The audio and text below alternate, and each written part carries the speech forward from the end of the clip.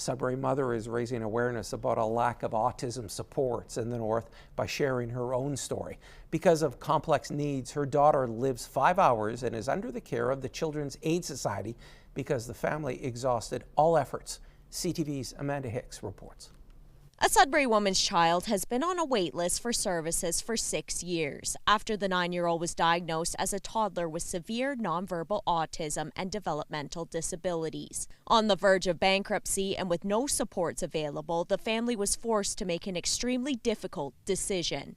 We made, my husband and I, the very difficult decision to give Children's Aid temporary care of her for 6 months. We were told there's nowhere for her to be placed in Sudbury. CTV News will not be sharing the mother's name or identity to protect the child. The child was placed in care of a CAS 5 hours away, and due to travel expenses, the family is only able to visit once a month. While it can't comment on this case specifically, the Sudbury Manitoulin chapter of the CAS says it is seeing an increase in calls from parents of children with disabilities, specifically autism. When a parent steps up and says, I'm struggling, I'm trying to do the best for my child and I can't, I need help. People turn to us and say, well, Children's Aid could step in and do something, but our position is that they're not children in need of protection.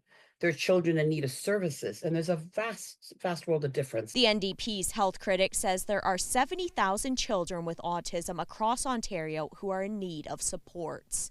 The government has dismantled the not-for-profit agencies that used to do care coordinations for those kids and do interdisciplinary care. Now they give money to the parents, and then it's up to the parents to decide. The problem in Northern Ontario is that even if you know that your child needs occupational therapy, there are none to be hired. In a statement to CTV News, the Ministry of Children, Community and Social Services said in part, since 2018, we've increased investments in children and youth mental health by over 25%, adding that it is currently working with the Ministries of Health and Education to improve access and transitions for children with complex needs. Meanwhile, the family is faced with yet another difficult decision: renew CAS's care for another 6 months or give up parental rights. The mother says she wants her daughter to be closer and get the care she needs. My days off are spent just crying, like all day long. I just miss her so much.